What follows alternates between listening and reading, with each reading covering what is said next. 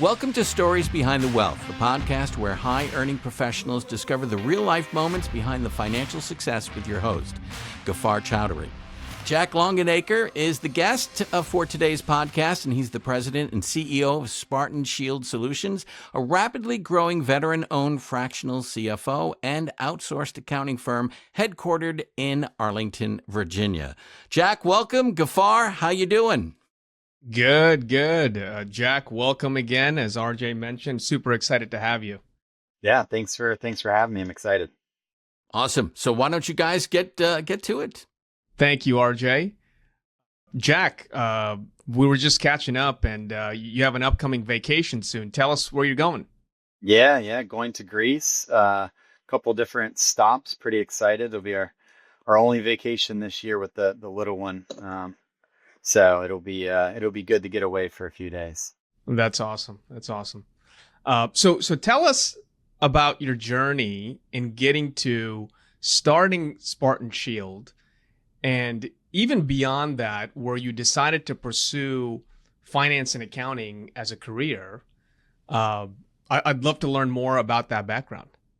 Yeah, for sure. Yeah, I got into accounting in a roundabout way in college, trying to figure out what I wanted to do after the military, and finally stumbled upon a couple accounting classes that I enjoyed, and really took it from there to, working my way up in a CPA firm for 10 years. And at a certain point determined that, what I wanted to do and what I wanted to focus on in the accounting world really made sense outside of a CPA firm. So, around, I think 9 years ago now, I transferred out and started Spartan Shield. And yeah, it's been a whirlwind ever since. That's fantastic. Now, I really love the name. Where did you come up with that? Or how did you come up with that? Yeah, I mean, ultimately I wanted a veteran sounding company. And as it turns out, there's a million different companies out there. So went through a host of veteran type company names and finally found one that wasn't taken. That's cool. I was hoping it had some relationship to the movie 300. It is one of my favorite movies. So it obviously had some impact. My high school mascot was the Spartans as well. So I think a couple impacts there, but yeah, 300's great. Very cool. Also one of my favorite movies. The remakes and the extra ones, I don't know, but the original is great. Yeah, there was a second one. I did not care for that very much. I think there's a third one now, yeah. Oh my God. Wow. I'll have to check that out. Hopefully it's better than the second one. It's better. Not as good as the first. Yeah. Now, in the introduction, RJ mentioned Spartan Shield provides fractional CFO services, and you have a niche and specialty in the GovCon space. Tell us a little bit more about how that niche developed and some of the challenges and successes you might have had being so focused. Yeah, no, I mean, it developed kind of naturally, right? When I was working at the large CPA firm for 10 years, that was the industry I focused on, right? So got put into that industry pretty early on as a staff associate at a billion-dollar CPA firm. Enjoyed it and really spent, the last, 15 to 18 years focusing on that industry. We have some other industries outside of GovCon. We have a construction practice. We have a staffing practice, an IT practice, a nonprofit practice, but we're still, really, really focused on government contracting. That's where a majority of our clients are. That's where a majority of our employees' skill sets and expertise. And so that's really what we focus on now. Okay. And how many employees do you have now? You guys are over a decade old. Is that right? 9 years now. 9 years. Okay. Coming up on the 10-year mark, which will be an exciting one. Yeah. So we're right around 50 to 60 employees, all 100% dedicated accounting, finance professionals, from staff accountants to CFOs. Talk to us a little bit about, when you first started, the challenges that you may have encountered when you're trying to not only grow the company from a client perspective, but also from a human capital perspective in recruiting. Yeah, no, for sure. I mean, we're a company that is very specialized in one service offering. However, that that's pretty spread out of a service offering because we're system agnostic. So we don't require a certain accounting system in order for us to support. There's a lot of accounting systems out there. And we have a lot of levels of individuals at the company, right? From, beginning of the career staff accountants to, very seasoned controllers and CFOs. So even though it's a very specialized practice that we have, it's still made up of a lot of different expertise, a lot of different skill sets.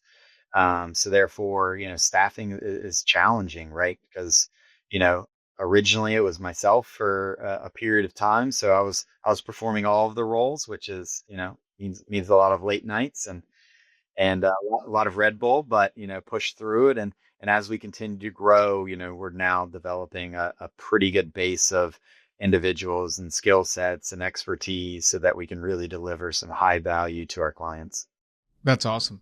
And then you guys are based out of Arlington, Virginia, which is really, a hop, skip, and a jump to downtown DC. Being where you are geographically, did that play as an advantage or a disadvantage in the GovCon space? Could you have been remote completely and had the same success?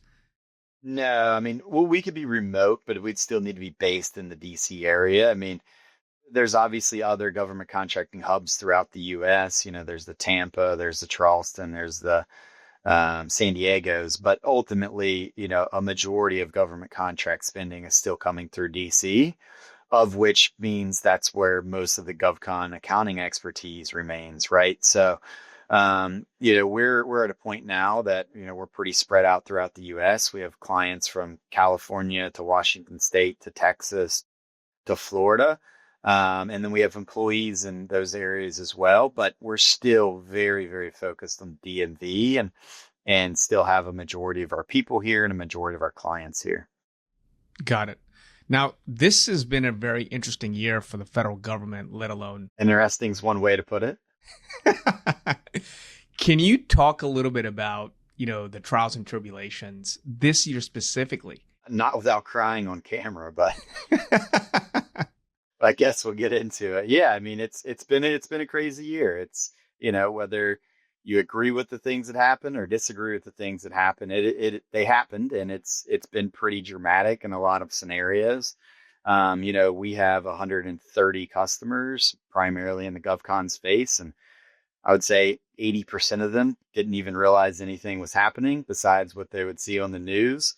5% of them got, hit really, really hard. A couple went out of business.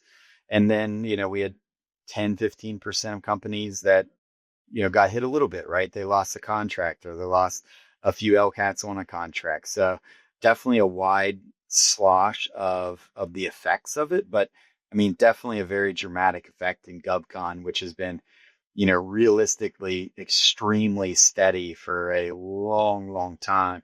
And we've seen a lot of disruption this year. I think it's created a lot of opportunity. It's created a lot of, turmoil. So, really just trying to calm the waters, understand, the marketplace and resituate where we're focusing and our clients resituating where they're focusing. For the listener that's tuning in that doesn't know what fractional CFO services is, can you tell us a little bit more in detail what you guys do and the value add you provide to your clients? For sure. So yeah, I mean, we're fractional CFO and outsource accounting, right? So what that typically means for us is we become the accounting and finance department. So that's everything from the CFO to the controller, assistant controller, payroll manager, AP specialist, billing specialist, everything, right? So for a majority of our clients, there's no internal accountants. We're handling everything. We fully integrate into their company's internal emails. We operate as if we are their accounting and finance department, right? So that's everything from, getting their bills out, making sure they're getting paid, paying their vendors, to monthly closes, to strategic planning. We become part of the management team. We're making decisions. We're helping these companies grow and grow profitably, and really being that, financial expert in house so that, these companies that are from startups to 100 million can really get the highest level of expertise, and they can get it in the exact hours that they need it, right? A lot of companies will have a CFO or controller. However, they're doing lower level things a lot of their time. We've created a model that they can get the highest skill set possible, and they pay for it exact amount of time that they need it. So it's really allowing, these small, mid-sized companies to be able to compete with these large companies because they're getting the same skill sets. They're just not having to pay full price for them because we're able to deploy the exact number of hours that the companies need in order to operate efficiently and effectively in their marketplace. Yeah, so not only does it make them effective and efficient, but it sounds like it's also a big cost savings for them from an overhead standpoint. Yeah, for sure. I mean, from the clients on the bottom half of our spectrum, right? We'll say startup to 50 million, like realistically, they're getting higher skill sets and saving money, which is great. Oftentimes you kind of got to choose one or the other. They're really getting the benefit of both of those worlds. After that $50 million mark, there's really not a lot of cost savings because we're deploying so many hours at that point in time. But we feel like you're getting higher level skill sets, right? Because it's not just the one person. It's not just the CFO that we're delivering.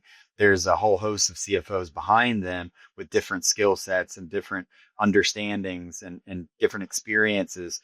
So even though, company X has a CFO to them, that CFO doesn't know everything, nor does anyone else out there, right? So they have, 10 other CFOs behind them that's seen different things. So we'll often have chats like, hey, has anyone seen this scenario at this, government agency, right?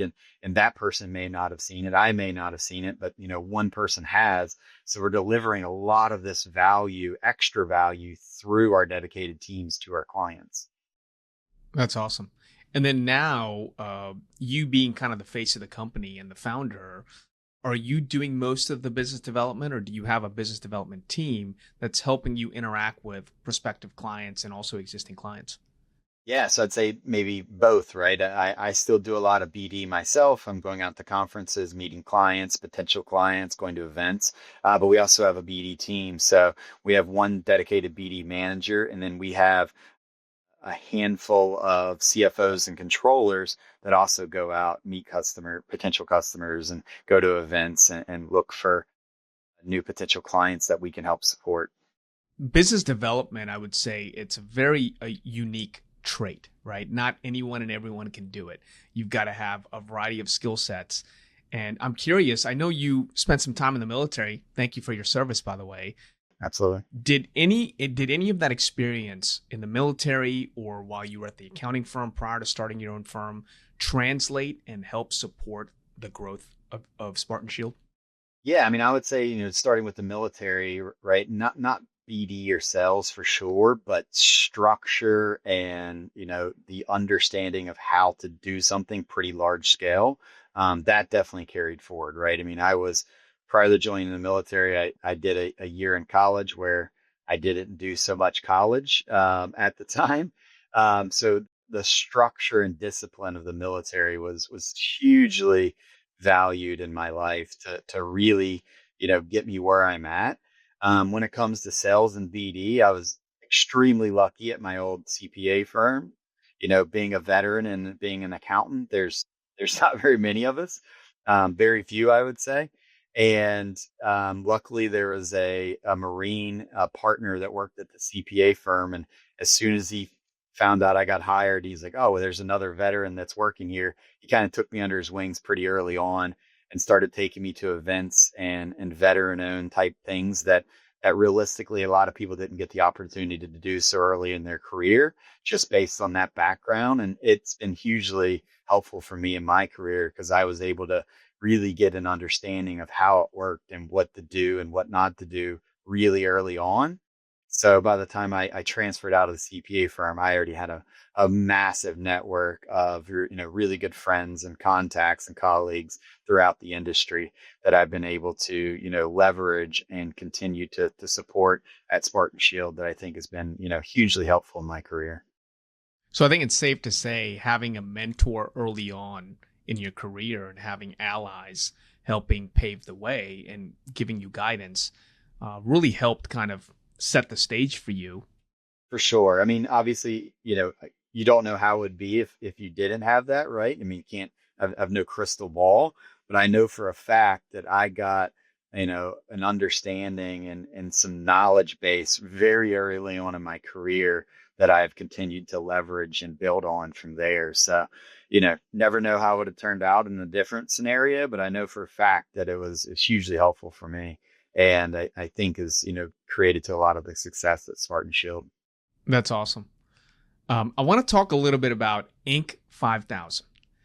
You guys have been nominated, and I think you've won as an honoree in the past. Is that right? Yeah. We just won again. So now we're third year straight on the Inc. 5000 list, which is, very exciting. It is, a success that I think builds upon all of our employees. Cause I mean, obviously without them, we're not doing as much work for our clients, which doesn't translate to revenue growth, which is what really Inc. focuses on.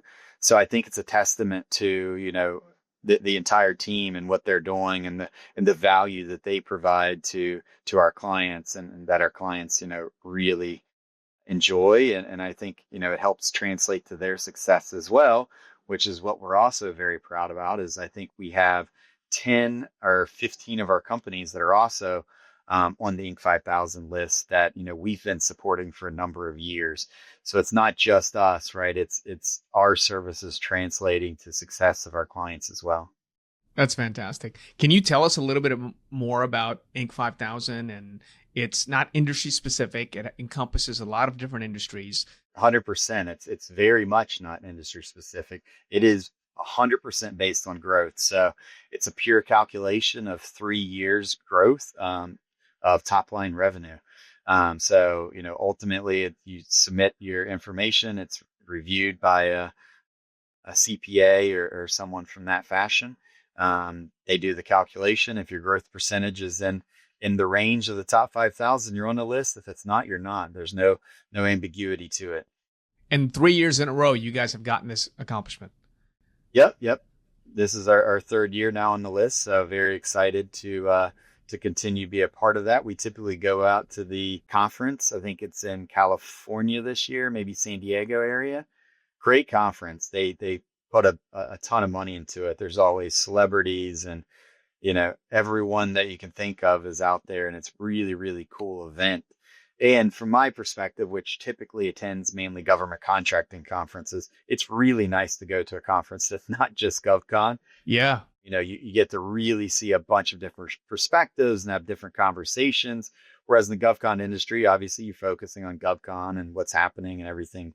But there, it's pretty cool. You can talk to one person that just built the coolest new AI software, and then the next person, makes barbecue sauce, right? So it's like the very varying different perspectives and just understanding of the business world. And I really enjoy it. It gets me out of the same grind of just focusing on GovCon. Yeah. Well, congratulations again. I know that's not a small accomplishment. Thank you. And I'm looking forward to seeing how this year's conference goes. I don't think I'll be able to make it, but there's still time. Oh, is there? Yeah. I think it's in November, December. It's in November. Okay. October, November, December. It's one of those. October may be tough, but November I'm definitely gonna all of the months that are left in the year. Is one of those. Yeah. I narrowed it down for you. There you go. As you look into the future, without obviously having a crystal ball, what trends are you expecting in the GovCon compliance or the fractional CFO space that we should kind of keep an eye out on? Yeah, I mean, I think, in general, everyone in the GovCon industry right now is just hoping for a little bit more steady state, right? From a CFO's perspective in general, right? Like the whole point of budgeting and planning and cash flowing is to understand where you're going to be at some point in the future. And it's really hard to do that when, our clients in the government space don't understand where they're going to be. So our clients can't understand it, right? So right now, everyone's just looking for a little bit more of a steady state, a calmer, perspective so that we can budget and plan. It's hard to make big investments in this space, right? When you don't know what tomorrow looks like. So there's a lot of companies, I've heard the terminology hunkering down more times in the last 6 months than I ever want to hear in my entire life again, right? But that's kind of what a lot of people are doing. It's like, let's take it easy. Let's figure out what tomorrow looks like, and we'll go from there. And then we can start making some more strategic planning and investments in the future. Because ultimately, right, if you want to invest in this market, you got to invest in the market, but you can't do it if you don't know what your company looks like 6 months from now. So ultimately, a little bit more steady state, which it's starting to show up. I mean, there's still a lot of nuances that the government's working out and how they're changing things. There's the trend to move a lot of contracting to GSA I think is going to continue. So, there's a lot of companies that spend a lot of money winning contracts and vehicles and other agencies that are now, mute and, no longer viable, and it's going to get moved to GSA. So, people are just figuring out what the new space looks like and where to be. But I think ultimately things are starting to feel more like you can plan for what tomorrow looks like, which is very valuable. So as long as that continues and we don't get any backslides from there, we have a government fiscal year ending here in 14 days, right? So we'll see what the next round looks like. But hopefully, whether it's, more government spending or less, it's just more predictable, which is what I think everyone wants. Yeah. Given the current climate, have you seen or experienced your clients closing their doors because of the situation? We've had a few clients go out of business, but I mean, realistically, they were companies more focused in the USAID environment, which obviously took, some pretty big hits. Yeah. Outside of that, people shrank, and it's hard to shrink a company, right? You build a company up, you start getting more back office people, you get more support, people are getting more specialized and wearing less hats. It's really hard to go back to wearing a bunch of hats once you've kind of graduated that process and that steps. Yeah. It's a hard truth sometimes to go from a $20 million company to a $5 million company. A lot of companies and a lot of business owners, it's tough. It's a tough pill to swallow. And I get it. I don't know how I would do it either. So it's tough to, really backslide that way, but there's a lot of GovCons that have, and, they're rebuilding, resituating. And then we also have, AI that's really massively turning a lot of industries. And when I say industries, I mean industries inside of GovCon, because GovCon's made up of all the industries. Yeah. I know some people think of GovCon as an industry. It's not, right? It's just a nuance that there's every industry inside of the GovCon space. And AI is turning a lot of them on their head. And there's companies that have really been focused on a model and build a company with that model that is, potentially going away or shifting how it's done, right? So companies are trying to navigate that landscape and have version 2.0 of their own companies as they continue to grow and scale in this space. So are you seeing a lot of GovCon companies that may have not been focusing on AI starting to focus more on AI? Oh, for sure. Yeah. No, I mean, it's becoming a point of not really emphasis, a point of survival, right? I mean, in some way, if you're not, you're falling behind because there's the other companies your competitors are. So, it's really figuring out how it's affecting your specific industry, your specific NICS code, and really start to play in the market, understand it, leverage it how you can, along with, really good services behind it, and go from there. Yeah. What about defense and or aerospace? Any movement there? Has there been growth? Has there been decline given the current regulatory environment? I mean, ultimately budgets, I mean, you saw we just had a budget passed not that long ago. It looked very similar to last year. I think it's slightly increased, right? So, I mean, the money is still there, but there's been a lot of movement. There's, things that have went away. There's things that's been added. I think the shift in the government spending is changing a lot. The environment's changing, how the government's acquiring. The government's trying to get more nimble on how they're acquiring and try to be quicker on things. So, they're redoing the FAR right now. It's going to be a whole new environment on how the government acquires. So there's just a lot of movement right now. And I think, ultimately the budget's higher, but who they're purchasing from and how they're purchasing is different. So, conventional GovCons may be seeing a little bit of a decline, but there's other, newer tech focused that are seeing some of the benefits, right? So I would say ultimately it's kind of a shift. Yeah. So they're not necessarily cutting spending. They're just repurposing it in other areas. Yeah. I mean, individual companies might see it as a cut, right? Because the cut's coming from them, but ultimately it's going somewhere else.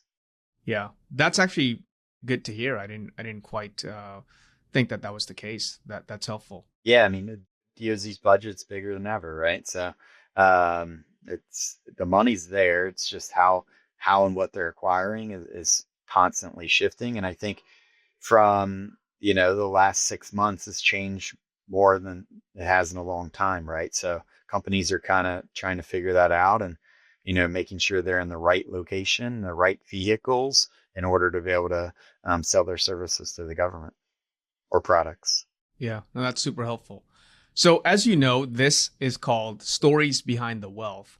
I'd love to get your take on some financial advice that you've received throughout the course of your progression as a professional and then ultimately entrepreneur, now having a successful business. Hopefully it continues to grow. What's one piece of financial advice that you've received that you would share with us? Yeah, I think, because we work with the companies from small to large, but we have a larger concentration on the smaller side. And I think, one thing that I see a lot of entrepreneurs that make a mistake pretty early on is listening to advice of companies that are coming out of Silicon Valley, because that's where you see a lot of podcasts. That's where you see a lot of attention, right? And these companies that are venture backed or private equity backed are operating very differently than grassroots companies, which is where we see a lot more of our client base, right?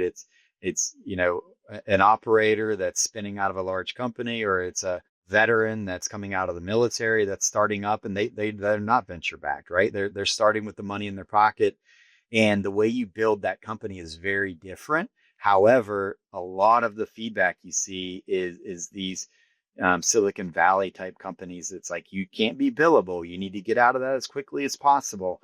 You need to make sure you're running the company and not selling your services. And that's great if you can do it, right? But a lot of times you should be selling your services up front, right? You need to build your balance sheet. You need to have a strong foundation of profitability, and you add from there. And then eventually you can come off contract. But we see companies trying to do that way too early because that's what they hear from everyone, right? Like, oh, yeah. I can't run my company and be billable.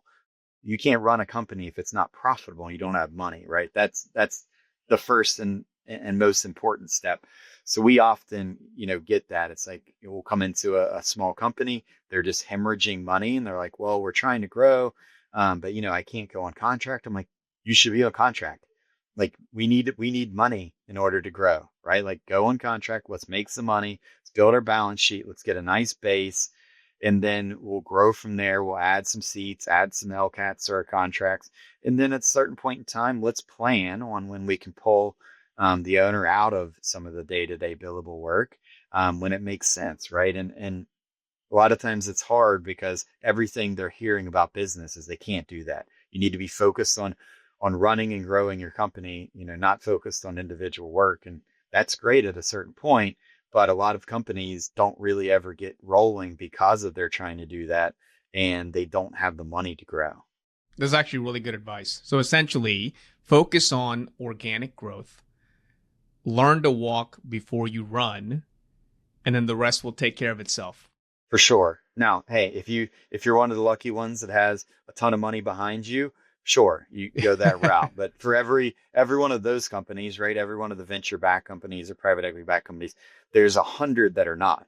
There's 100 that's, me and you that started with, our services, sold our services, built that up, added a couple more people, right, and then grew it from there. Exactly. That's the majority, right? I mean, the minority is what makes the news and, gets all of the cool podcasts and publicity and articles, but that's not the majority. Majority are companies that are, grassroots funded, growing from the services of the entrepreneur and the business owner. Yeah, no, it's really interesting that you mentioned that. Yeah. And I definitely agree. It will be interesting to see what's going to happen with the private equity space and the venture capital space in the next couple of years, as interest rates are expected to hopefully go down. So I'm looking forward to seeing what comes about. Yeah, the space is very interesting to me. I mean, obviously, they're acquiring at very high rates of volume right now. Yeah. Private equity space wasn't always super into the GovCon space, right? The margins, the returns are a little bit lower than some of the more traditional spaces that private equity is acquiring in. However, with COVID and that scenario, private equity really dove into the GovCon pretty head first, because 8 to 10% returns look pretty sexy whenever everything else was hemorrhaging. Now that the world's back on track, I'm interested to see if private equity gets back into the sexier markets and starts to leave the boring, steady state of GovCon. I don't know. It'll be interesting to see, but there's a lot of money in the space, and they have to deploy it somewhere. They're not making money with money sitting in bank accounts, right? So they got to deploy it. So it'll be interesting to see. Yeah. Given the clients that you work with and I work with, I bet you we can have a whole nother podcast about PE and venture capital. So we might have to do that. We might have to do that in the future. Yeah, for sure.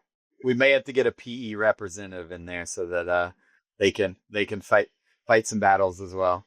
That's a pretty good idea. I will do my best to make that happen. Yeah. So as we wrap up, I got some rapid fire questions for you. All right, sounds good. Off the cuff, whatever comes to mind, give it to us. You ready? I don't know where this is going, but sure. I feel like I might be getting set up for something here, but let's go. I'll start off pretty easy. Favorite book? I'm forgetting the title right now, but it was the old CEO of Intel. Wrote about the Intel story from really transitioning from old Intel to new Intel. Not remembering the name of the guy right this second. Neither am I. RJ, any thoughts there? The old Intel guy. I'm drawing a blank. We're going to have to put a pin in that and put it in the show notes. I'll circle back to you, but I think it's interesting because, at the time we're talking about a corporate giant, right? Like, corporate giants don't make changes. They don't make big changes. They make very slow, small changes because of how big they are and the success. And he really at the time kind of said, hey, no, we can't do that. We got to really make a change. And how they did it and what they instituted and all that was very interesting to me, because it's tough to make changes in small companies, right? Much less, large companies. So it's an interesting kind of thought process. And I mean, and brave, right? Like, I couldn't even imagine trying to sell that to shareholders and board members that, we're completely changing what we're going to be doing. So it's scary. I quickly looked it up. Intel, you were talking about Intel, correct? Yeah. So it said that Andy Grove was the founder. Andy Grove, yes. Okay. Yeah, super, super good. Really gets into like management of business and how to, really focus things. I like that. We'll have to put that title in the show notes. Make sure they approve my sponsorship first. Now, you and I are both coming up on a milestone birthday. I'm not going to tell the listener what we're going to turn soon. I have already came up on the milestone. So oh, you did? That's right. Okay. You were behind, sir. Catching up to you soon. With that in mind, what's the best piece of advice you would give your 25-year-old self? Yeah, I mean, I think ultimately, right, is, and I think I followed this pretty well. It's really focus on the longer picture and not so much the short term. Because looking back, 25, I think I was just graduating college. I was still in college because I had the military time there. Yeah. But ultimately, right, like throughout my career, like I've put in a lot of hours. I mean, I've worked a ton of hours, not because, it absolutely needed to happen during that specific time, but really just building the base, building my skill set, building my knowledge of what I'm trying to do, all for what I look at as the future of, what I'm trying to be and what I'm trying to do. And I've really taken a long-term approach to most things that I'm doing. I probably missed out on a decent amount of things throughout my career because I've focused on that. But ultimately, I think, I'm very happy where I'm at. So I think it worked out the way that I was hoping to. Love it. Love it. So 2025, you became a brand new dad. Technically end of 2024, but. Oh, that's fair. That's fair. What energizes you outside of work? Yeah, I mean, I obviously, I have a little rugrat running around that's absolutely full of energy. So I don't know if it's energizes me or just trying to keep up. I think it's probably the more better terminology for that. But yeah, I mean, I enjoy, family and enjoy friends and I love outdoor stuff. So, hiking, camping, fishing, that type of outdoor activity I really enjoy. I grew up in southern West Virginia, right, in very rural areas, and now I live in a major city. So getting out of the city and getting into the country and, trees and just being present there is extremely important to me. And it helps me kind of circle back and unwind and really just turn the brain off for a few days and kind of regroup. And I think about DC and I'm like, if I don't look at my phone every 15 minutes, like I got this anxiety that I'm probably missing something.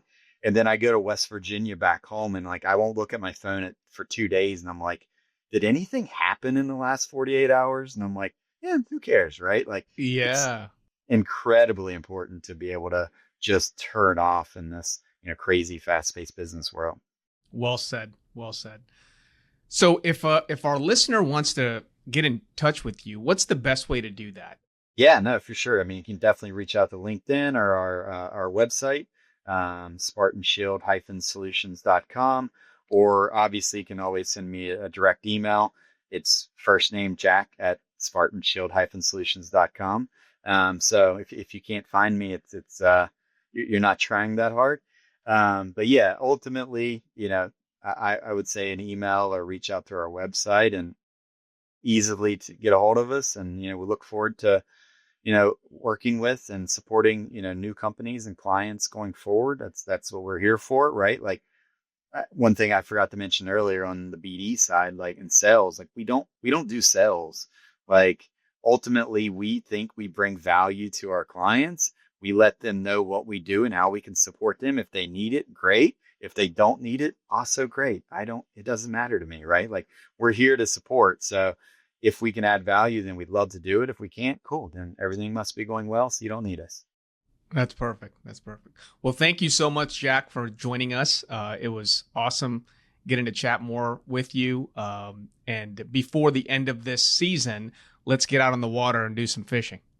Yes, absolutely. I'm already down. That sounds good. Great job, guys. And thank you for tuning in to Stories Behind the Wealth. Be sure to click the follow button to be notified when new episodes become available. If you're a busy, accomplished professional looking to build confidence in your financial future, visit us at districtwealthstrategies.com or call 202-759-8524 to learn how our team can help. Because money talks, we listen, and the stories are just getting started.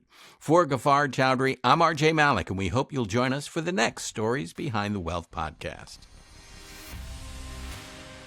Thank you for tuning in to Stories Behind the Wealth. Be sure to click the follow button to be notified when new episodes become available. If you're a busy, accomplished professional or a business owner looking to build confidence in your financial future, visit us at districtwealthstrategies.com or call 202-759-8524 to learn how our team can help. Because money talks, we listen, and the stories are just getting started. The views and opinions expressed are those of the program participants and are not necessarily those of MML Investor Services, LLC. The material is not intended as recommendations appropriate for you. You should strongly consider seeking advice from your own investment specialist. Gaffar Chowdhury is a registered representative of and offers securities through MML Investor Services, LLC, member SIPC, OSJ 530 Gaither Road, Suite 350, Rockville, Maryland, 20850, phone number 301-355-5800. District Wealth Strategies is not a subsidiary or an affiliate of MML Investor Services, LLC.